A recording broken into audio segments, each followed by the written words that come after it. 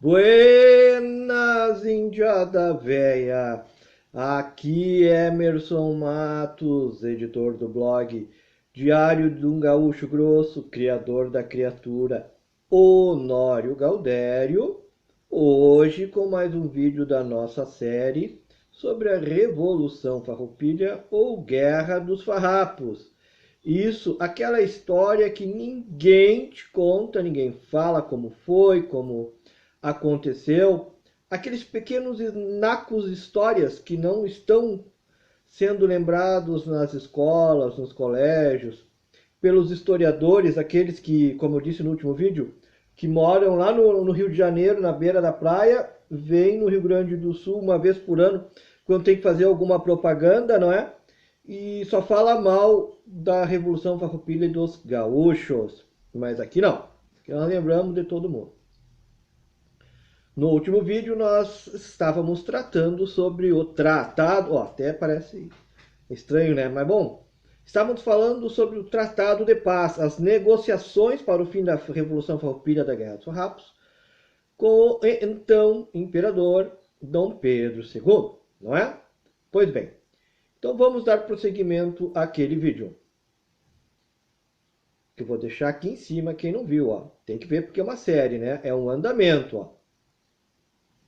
Continuamos em dezembro de 1844.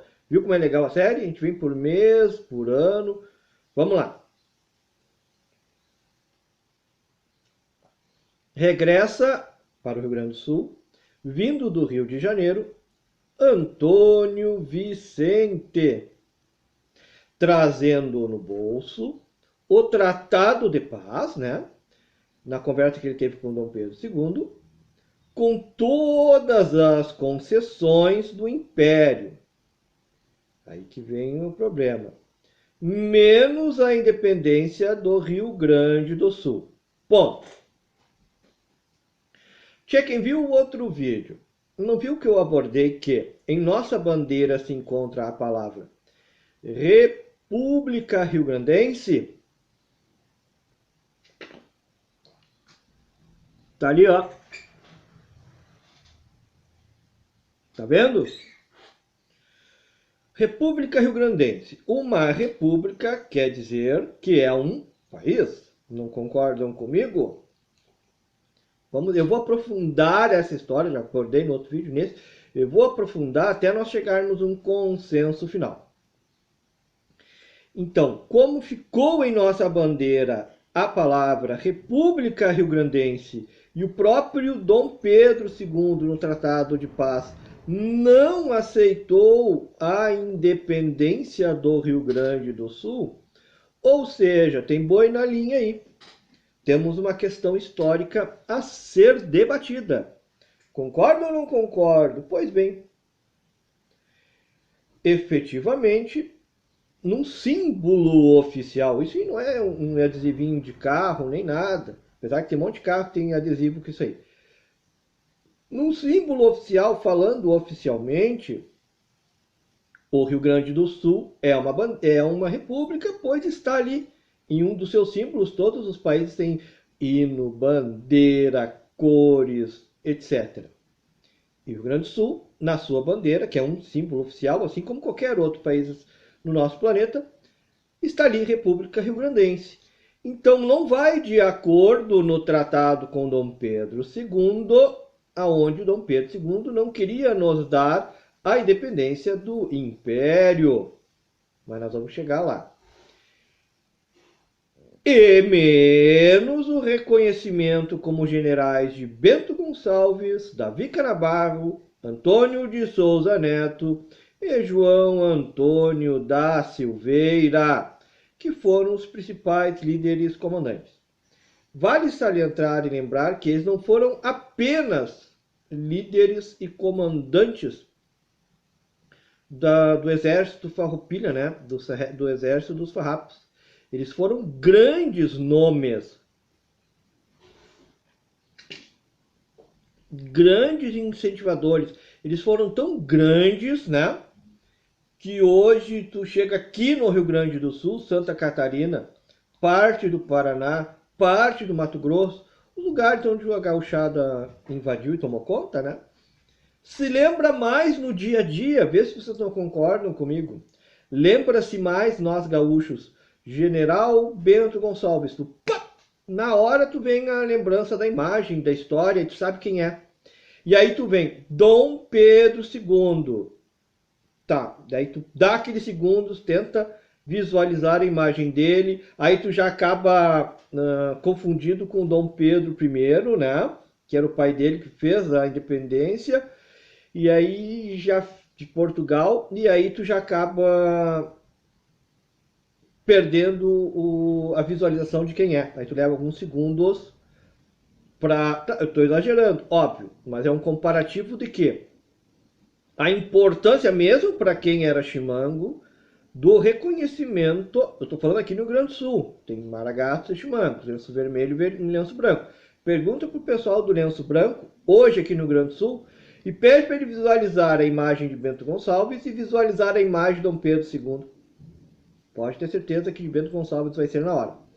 Então, o Dom Pedro II não quis reconhecer Bento Gonçalves, Davi Canabarro, Antônio de Souza Neto e João Antônio da Silveira como generais, mais pelo medo do ícone, da fama que eles tiveram, além de serem excelentes, exímios guerreiros e exímios generais, imagina colocar eles na patente general e botar no exército do Império. Aí viria outra revolução, vocês podem ter certeza, porque vários estados à época estavam revolucionários. Olha o medo do Dom Pedro II, sendo que a revolução que mais durou foi no Rio Grande do Sul, em torno de 10 anos, né? E as outras foram abafadas mais facilmente, mas ainda existia o ímpeto e a vontade de esses estados se separarem do Império Brasileiro. Se ligaram no porquê que o Dom Pedro II não quis? Isso nunca contaram para vocês, né?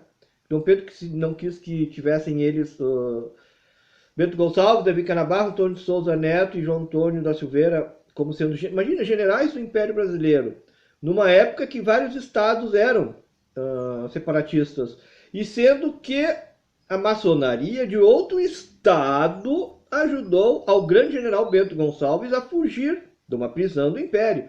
Olha a coisa como ainda não estava tão pacífica assim.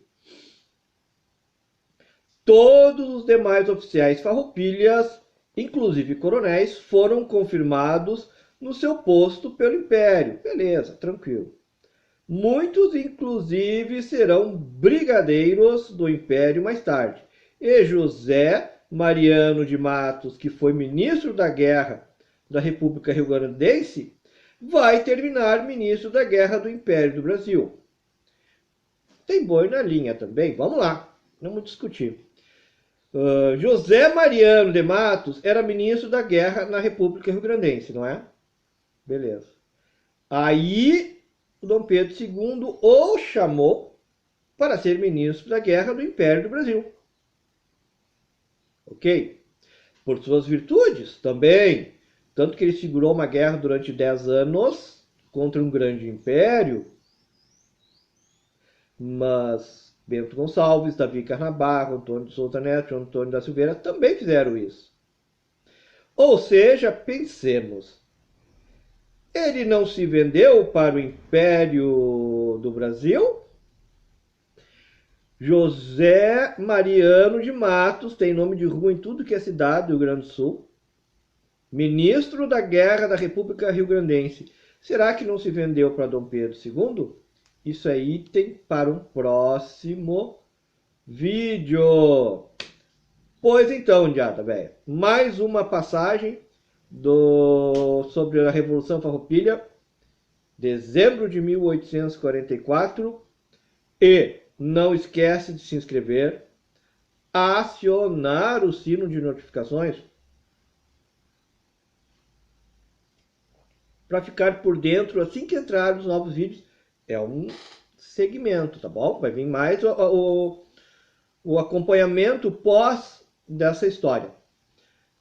Não esquece de deixar um like para ajudar o blog Diário Gaúcho Grosso, Leonardo Galdério, a divulgar a causa e a cultura gaúcha para o mundo todo, né? E não esquece do nosso Pix aqui embaixo. Diário de um Gaúcho Grosso, @gmail.com. Isso é o nosso e-mail. Está aqui na descrição desse vídeo e nos comentários. Pix do nosso blog, do nosso canal. A gente dá diário de um Gaúcho Grosso, @gmail.com. Nos ajude na manutenção do blog, na manutenção do canal, na produção de novos conteúdos e na compra de novos livros que são importantes para que eu possa fazer esse estudo, trazer para vocês essas entrelinhas que não contam em lugar nenhum, né? Botar essa pulga atrás da orelha sobre a história da Revolução Farroupilha. Vamos discutir a veracidade dos fatos, como diz um amigo meu, historiador. A história é contada somente pelos vencedores. Aos perdedores ficam com a inglória dos fatos contados pelos vencedores. Então quer dizer que a história que nós conhecemos é só contada pelo Dom Pedro II, né? Entre aspas. Então a parte contada pelo general Bento Gonçalves, historicamente falando, aquele dia mateando lá na casa do fulano, no encontro comendo um churrasco no meio do mato, isso não divulgam, mas eu divulgo aqui no canal do Honório Gaudério, do blog Diário do Gaúcho Grosso. Dá uma mateada aí, como sempre, né, velho? Ó, bota aqui. Mateou? Isso, aproveita. Um abraço cinchado e até o próximo vídeo, Indiada Véia!